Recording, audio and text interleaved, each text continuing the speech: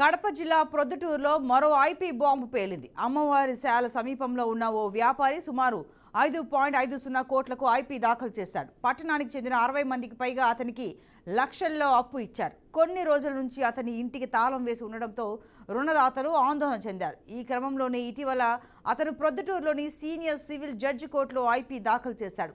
తనకు 5.50 కోట్ల మేర అప్పులు ఉన్నట్లు అతను కోర్టులో ఇన్సాల్వెన్సీ పిటిషన్ దాఖలు చేశాడు. సిగ్గు శరం ఏం లేవు డిసైడ్ చేశాడు. పని బెంగళూరు మానం మర్యాద ఏం లేవు, విలువలు లేవు. ఏం పిల్లలు ఐపీ విషయం తెలియడంతో బాధితులు లబోదిబోమంటున్నారు. అతనికి అప్పు ఇచ్చిన వారిలో ఒకే సామాజిక వర్గానికి చెందిన వారు అధికంగా ఉన్నారు.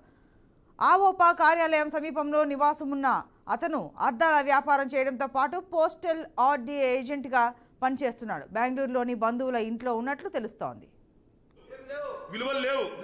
ఏం పిల్లలు ఏమేమైనా పర్లే, సిగ్గు శరం ఏం లేవు. డిసైడ్ చేశాడు. పని బెంగళూరు మానం మర్యాద ఏం లేవు, విలువలు లేవు. ఏం పిల్లలు ఏమేమైనా పర్లే, సిగ్గు శరం ఏం లేవు. డిసైడ్ చేశాడు. పని బెంగళూరు మానం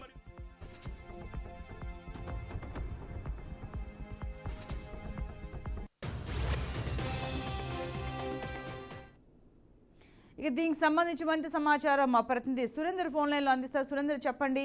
5.5 కోట్లు అప్పు ఎగవేసి ఐపీ పెట్టేసేసి ఆయన ఇప్పుడు బెంగళూరులో తలదాచుకున్నట్టుగా తెలుస్తోంది. మరి రుణదాతల సంగతి ఏంటి? సంతోషి, కడప జిల్లాలో ఈ మధ్య కాలంలో చాలా వరకు ఐపీ బాంబుల కలవరం అయితే పుడుతుంది. మనం విజువల్స్ లో చూపించే ప్రయత్నం చేస్తున్నాం. అక్కడ ఉన్నటువంటి వ్యక్తి అద్దాల అంగడికి సంబంధించినటువంటి రాజా. ఇతను ఎల్ఐసి ఏజెంట్ గాను అలాగే పోస్టల్ డిపార్ట్మెంట్ లో ఏజెంట్ గాను పనిచేస్తాడు. ఇతను ప్రొద్దుటూరు పరిసర ప్రాంతాల్లో ఉన్నటువంటి అందరికీ సుపరిచితుడు కావడంతో పాటు అద్దాల అంగడికి సంబంధించినటువంటి ఆ ఎక్విప్మెంట్ ఏదైతే ఉందో అందరినీ ఆ వ్యాపారం చేయడంతో పాటు అందరినీ నమ్మబలికిచ్చి దాదాపు 5.5 కోట్ల రూపాయలకు సంబంధించిన ఐపీ అయితే ఈ రోజు పెట్టినట్లుగా తెలుస్తా ఉంది. దాదాపు 60 మంది బాధితులు ఉన్నారు.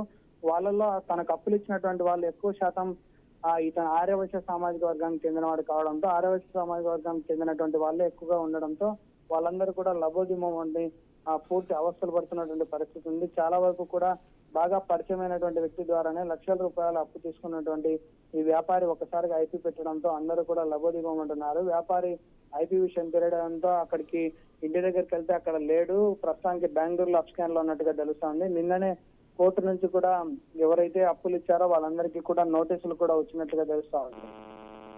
Right Surender, thank you.